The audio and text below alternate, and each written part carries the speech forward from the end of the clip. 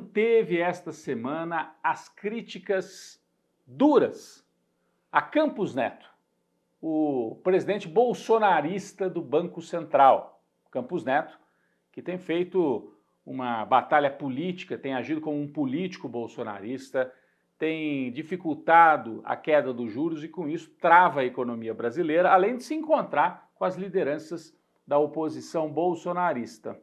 Lula exige que o Banco Central reduza os juros, porque não há motivo para os juros brasileiros estarem assim tão altos.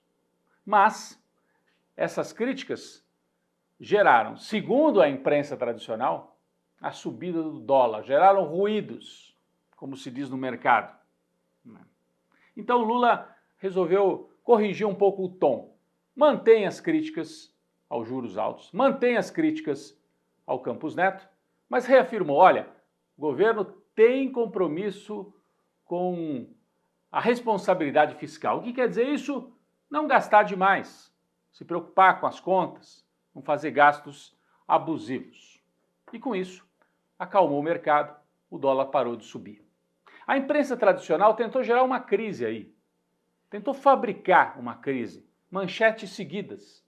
Nessa linha, olha, Lula fala e o dólar sobe, como se o presidente da República não pudesse falar. As duas coisas aconteceram ao mesmo tempo. O Lula fez críticas ao Banco Central e o dólar subiu. Mas será que tem uma relação de causa e efeito? Olha só, a gente separou aqui os números de várias moedas pelo mundo para comparar. Foi só o real que se desvalorizou em relação ao dólar? Não.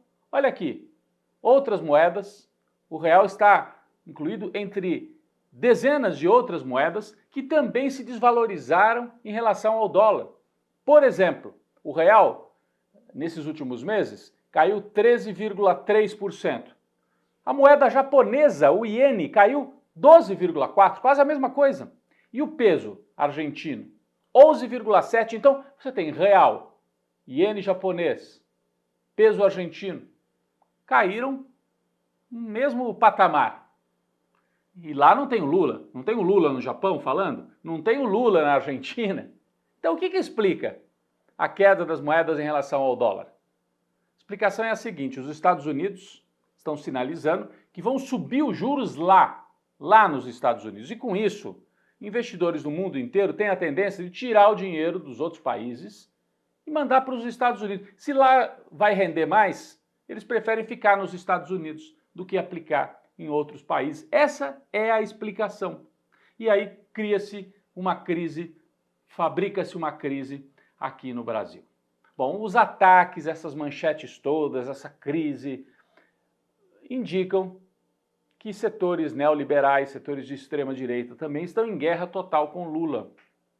O objetivo é controlar o nome que ele vai indicar para o Banco Central no lugar do Campos Neto. Vocês sabem que o Campos Neto foi indicado pelo Bolsonaro e pela regra aprovada, o Bolsonaro indicou e o Campos Neto ficou no governo do Lula. Agora, no final desse ano, o Lula vai indicar um novo presidente. E o mercado financeiro quer alguém alinhado com o mercado para manter juros altos, que é o que interessa para a turma da grana. Juros mais baixos interessam, porque aí o dinheiro vai para produção, para investimento, gera emprego. A turma que vive só de juros não quer. Quer um presidente do Banco Central alinhado com o mercado financeiro. Então os ataques vêm aí na economia e também, olha, surgiram ataques aproveitando a onda do Joe Biden nos Estados Unidos. O Biden mostrou muita fragilidade pela idade, 81 anos, ao participar de um debate nos Estados Unidos. Acontece que a questão verdadeira não é a idade, tem muita gente de 80, 90 que está com a saúde, com a cabeça muito bem. O Biden tem dificuldades, um homem mais velho com dificuldades para articular, às vezes, o raciocínio. Aí apareceu Milei, presidente da Argentina, chamando o Lula de dinossauro.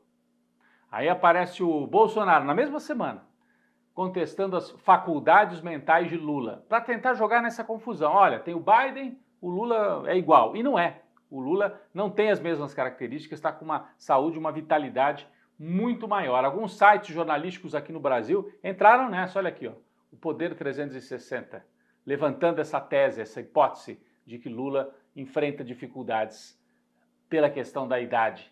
É uma tentativa de emparedar o governo, aí não tanto em relação ao programa, às ações, mas em relação à figura mesmo do presidente Luiz Inácio Lula da Silva. É a linha do Steve Bannon, né, que é um dos pensadores aí da direita internacional. Você levanta dúvidas e você mistura verdade com mentira. Isso basta, né? Isso é uma onda que está aí no ar. Trata-se de uma operação política ligada a essa disputa pelo Banco Central e também antecipação da corrida de 2026.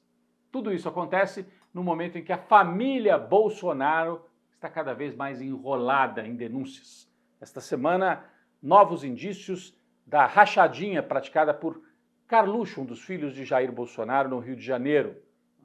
Pagamentos feitos em dinheiro vivo, o dinheiro transitando pela conta de um funcionário, ele comprando imóveis, carro, com dinheiro vivo, sem que a renda de vereador justifique. Então, indícios de rachadinha. Mas o mais grave mesmo esta semana, Jair Bolsonaro foi indiciado finalmente pela Polícia Federal no caso do roubo de joias, indiciado por três crimes, peculato, lavagem de dinheiro e organização criminosa.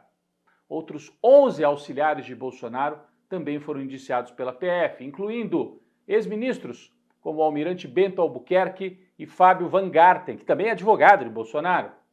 Militares do Exército como Mauro Cid, o pai dele, Mauro Lorena Cid, e Marcelo Câmara, além de Frederico Wassef, o faz-tudo de Bolsonaro, envolvido também nesse caso das joias. Agora, terminou a investigação da Polícia Federal, isso tudo segue para a Procuradoria-Geral da República, que vai denunciar ou não Bolsonaro e os seus auxiliares. A família Bolsonaro tenta, então, manter a ofensiva, enquanto sofre essas derrotas no campo das investigações e da justiça, até porque vai receber no Brasil vários extremistas.